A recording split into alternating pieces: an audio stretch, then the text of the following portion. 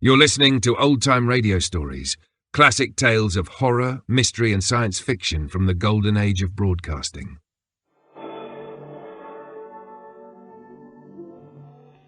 Good evening. Tonight, your Mystery Playhouse presents Inner Sanctum. Mr. Holt, the door.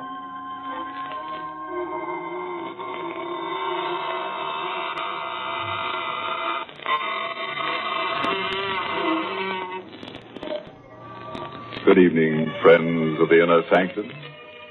This is your host to welcome you through the squeaking door. What's that? You're scared. Don't be frightened. Why, we've been beating our brains out to make things pleasant for you. Yes, take that fellow lying on the floor. Now, that's a nice guy, really solicitous. He put a bullet through his head because he didn't want you to be bored. Oh, you don't like that pretty lady hanging from the chandelier? Well, we'll fix that. We'll cut her down and nail her to the wall. Then she'll be a pin-up girl.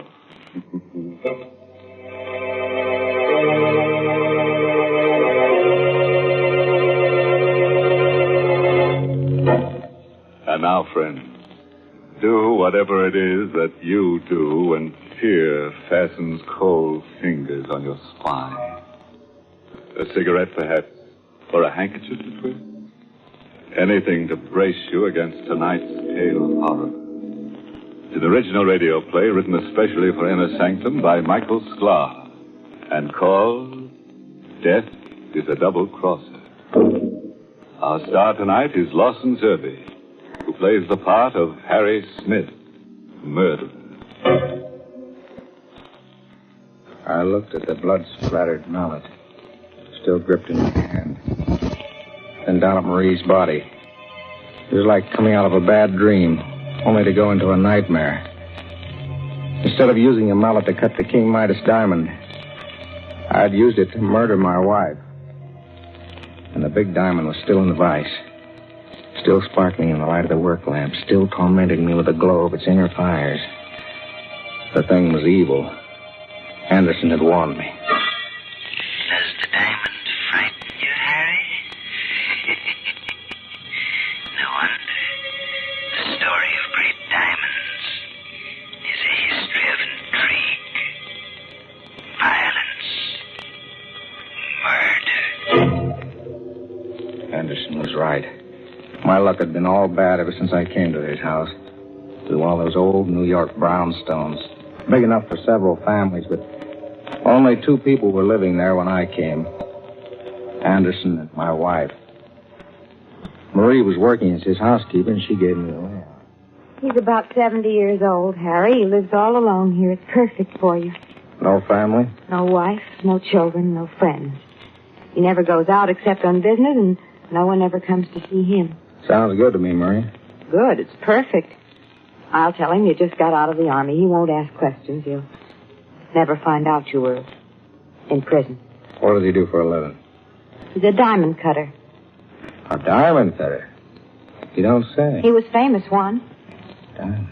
He doesn't cut little ones, Harry. Only the great big diamonds worth thousands of dollars.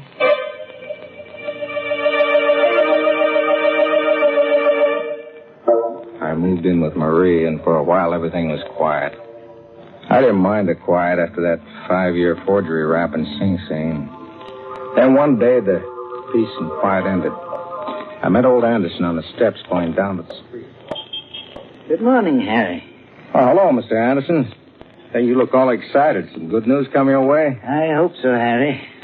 First, I can well afford to be idle, but it would be pleasant to work again. And it's nice to know that people still remember you. Is it a job? Wonderful job. If I get the assignment. I'm sure I'll get it. He couldn't give it to anyone else. A diamond? One of the largest diamonds in the world.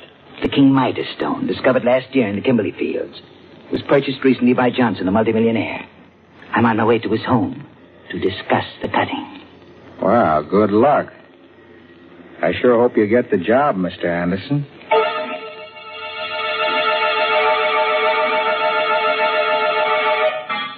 afternoon, Anderson invited me up to his workroom. On the bench was a square of black velvet covered by a white cloth.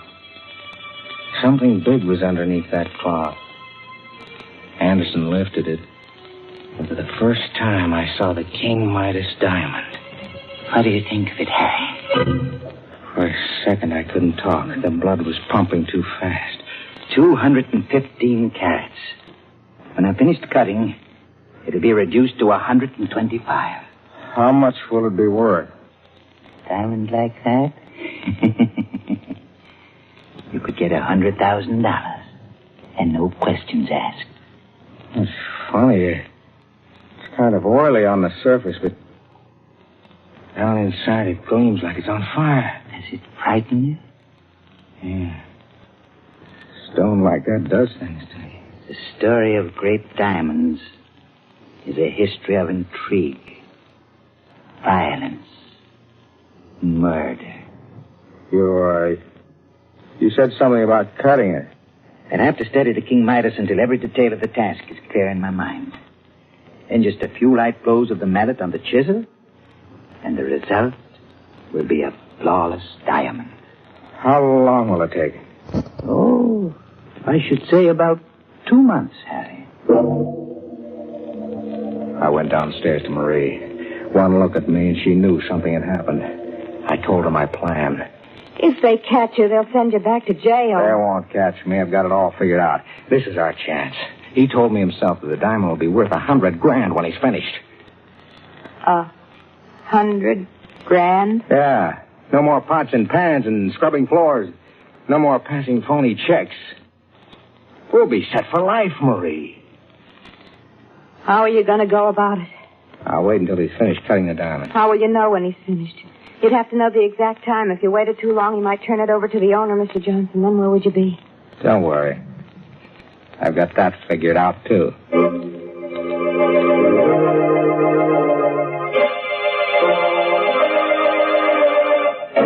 So you want to become a diamond cutter, Harry? If you'll teach me the work, Mr. Anderson, I promise it won't be any bother. All I want to do is watch you while you go about cutting the King Midas. Diamond cutters aren't made overnight. It takes a great deal of time. I spent 50 years learning the craft. Oh, please, Mr. Anderson, you don't know what this means to me. Yeah? All right, Harry. I'll let you watch me as I work. So that's how it began. Every day for 2 months, I went upstairs and watched Anderson as he studied the King Midas diamond. Cleavage must take place along planes parallel to the octahedron faces of the crystal.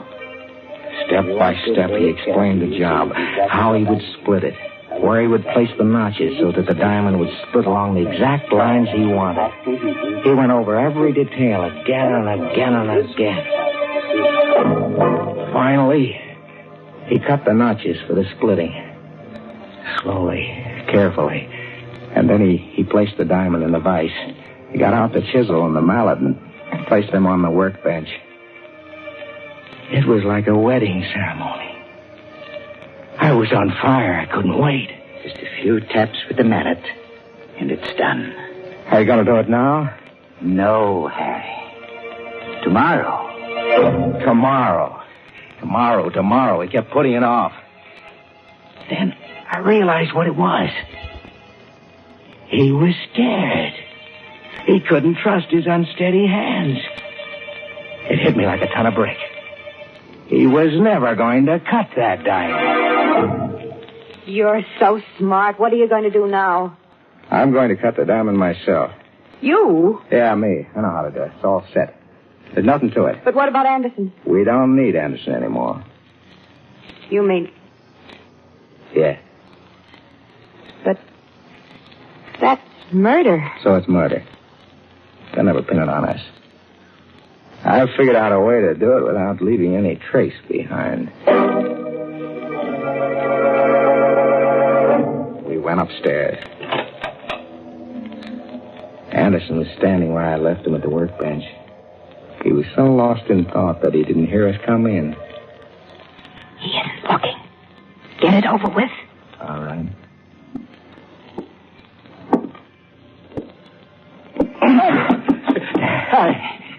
Let go of me. I don't like to do this, Mr. Anderson, honest. Mary, stop it. It's no use, Mr. Anderson. I don't. Please. He begged for mercy.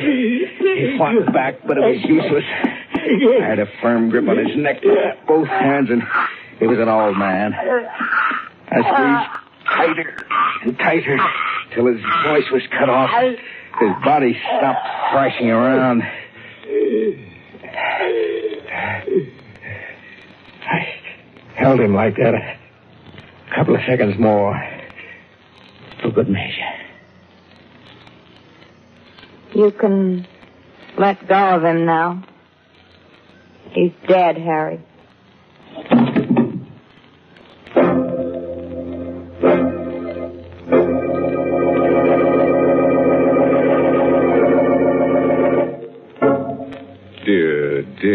Dear.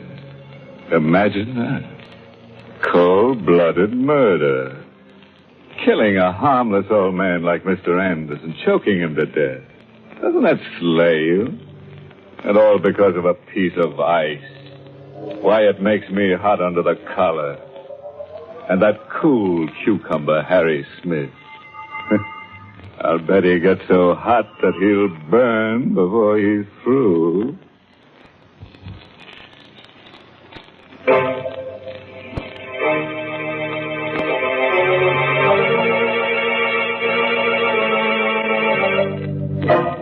Well, friends, let's get back to Harry Smith and his charming wife. Such nice people. They killed old Anderson, the diamond cutter, to steal a piece of ice worth $100,000. And unless they have a lot of another kind of ice handy, they'll have to do something fast to get rid of the body. We carried Anderson's body down to the cellar and broke open the brick wall. Placing the old man's body behind it, we bricked it up again. Then we went through my plan. I wrote a suicide note.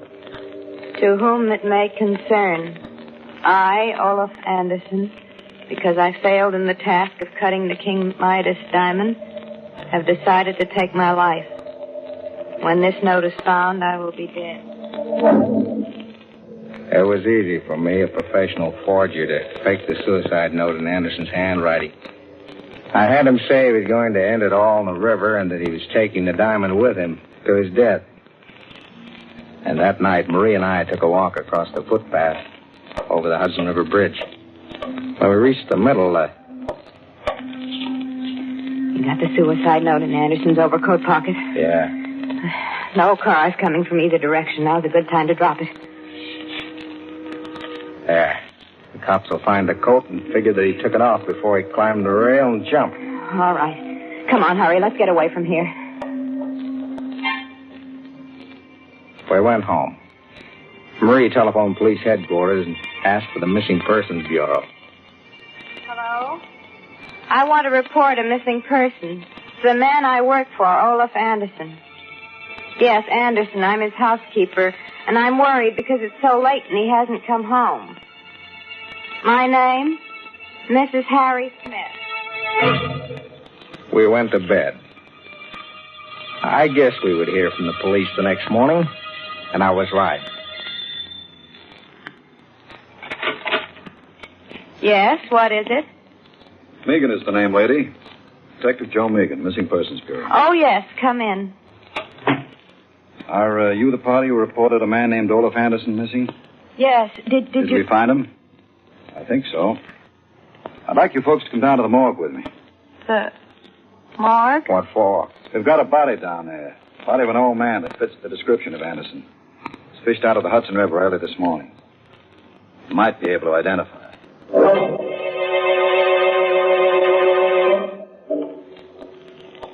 Here we are, folks. Before I lift the sheet on this slab, I ought to warn you. This stiff ain't exactly pretty. We can stand a little shock, Megan. I just thought, the lady... I'm all right. Okay, then.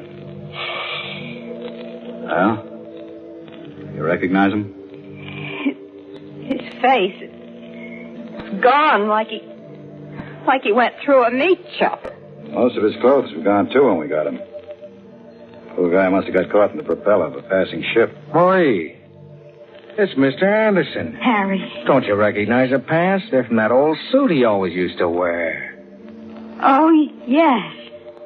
Yes, you're right. So you can identify him, eh? I'm sure that's Mr. Anderson. Well, I guess that closes the case. Suicide. Body recovered. And a great big hunk of diamond at the bottom of the Hudson River.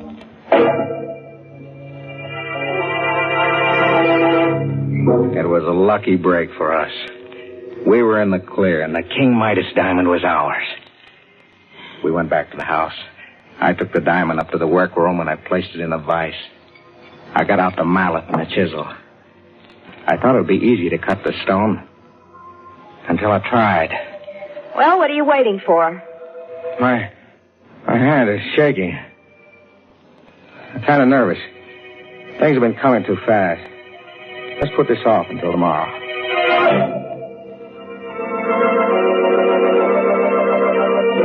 I know I said I'd do it tonight, but... But what? I don't feel so well tonight, Marie. You're lying. How long are you going to keep this up? I take it easy. You said you knew how to do it. I do. Well, then cut it. For heaven's sakes, get it over with. Don't rush me. If I make a mistake, it'll cost us $100,000. You've been putting it off for 3 days now, Harry. First this and then that. There's always something. You've always got a reason for not cutting that diamond. Now, listen, Marie, I've got to be careful. Knowing how to cut the diamond is one thing. Doing it is another. You're scared. That's what's the matter with you. Don't say that. You're frightened. Look at your hands. See how they shake. Well, you can hardly hold the mallet and chisel. You're as bad as Anderson was. She was right. My hands were shaky, just like Anderson's before I killed him. I tried for control. I told myself the diamond was nothing but a chunk of carbon crystal. I placed the chisel against the stone. I raised the mallet. But I couldn't bring it down. Now what are you waiting for? I don't know how hard to strike. A gentle blow. That's what you said Anderson told you. I can't do it. You can't do it. Of course you can. Don't be a stupid fool. There's nothing to it. She went wild. She began to shake my arm and scream at me.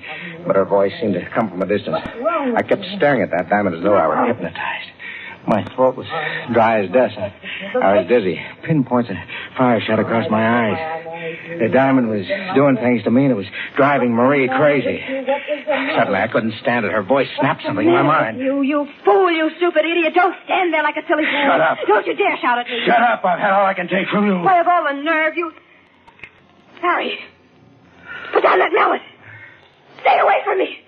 I didn't mean those things I said. Take as much time as you like. Don't... Harry! Marie. I'm sorry. I lost my head. Marie, say something. She's dead. I killed her.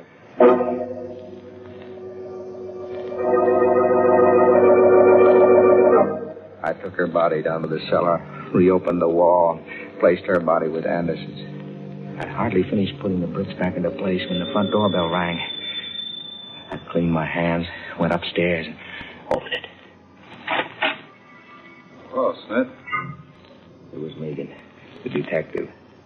He came in, looked around suspiciously, and closed the door behind him. What's the matter with you, Smith? Me? Yeah, you. You look sick. Me sick? I never felt better in my life. It's the light. Is your wife at home? No, she isn't. Expect her home soon? Why, no. No, she went to Baltimore to visit her mother. Left kind of suddenly, didn't she? What are you driving at, Megan? Take the chip off your shoulder. Nobody's picking on you. Yet. What do you mean? This Anderson suicide. You said the case is closed. It's closed until this morning. Now there's a couple of angles in the case that don't make sense. I'm not even sure the old guy we pulled out of the river is Anderson. But I identified him. Sure you did. Yesterday, a guy named Keeler showed up at the morgue and swore that same body was his father. It must be Anderson. The suicide note. Suicide note said Anderson was killing himself because he made a mistake and ruined the King Midas diamond. Dad, don't you see? But Anderson never got the job of cutting that diamond. He what? Say that again. Anderson never was commissioned to cut the King Midas diamond. How do you like that? It can't be. He told me himself. I got that information straight from the owner, Mr. Johnson. I don't believe it. Johnson was out of town until this morning. I got in touch with him, making a routine check on the facts. He told me he never commissioned Anderson to cut the stone. Said Anderson was too old and unreliable to be trusted with the job. But I saw the diamond. Saw it on Anderson's workbench. The diamond you saw must have been a phony. A diamond. Still upstairs in the workroom. Still waiting to be cut. I couldn't believe it was a phony. I wouldn't believe it. It had to be the King Midas. Megan was getting more and more suspicious. I had to act fast before he got down to the cellar and noticed the fresh plaster on the wall. I had to make sure about the diamond. I'd gone too far now to back out.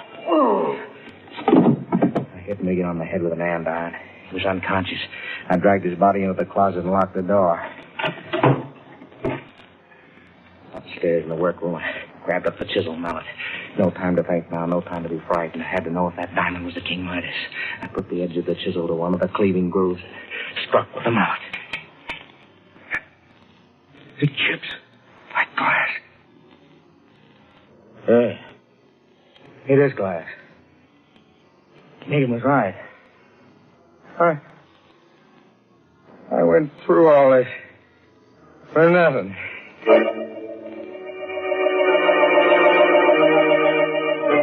The whole thing was clear now. Anderson had lied to me. He had lied even to himself. Yeah, that was it. He had been unwilling to admit even to himself that he was no longer good enough to be trusted to cut the King Midas diamond. He was nuts. And he made up that crazy story. And I swallowed it.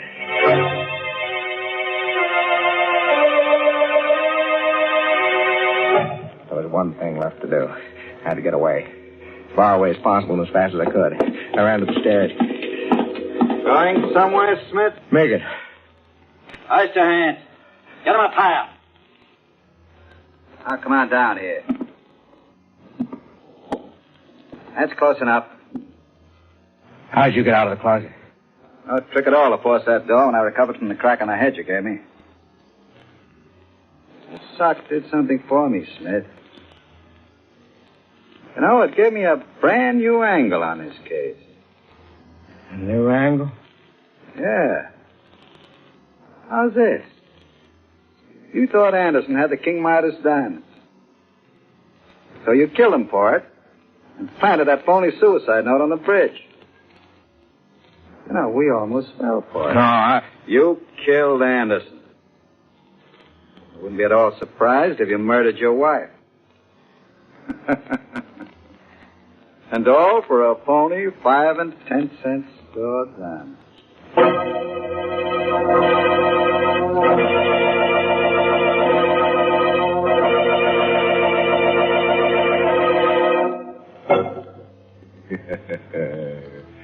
Poor Harry Smith. What a life. A Smith caught between the hammer and the anvil. You know, he never should have lost his head and murdered his wife. No, because now it looks as though he's going to have to lose the rest of him. Yes, right now, Harry is really harried. And when the state executioner gets him, he'll be fit to be tied in a noose.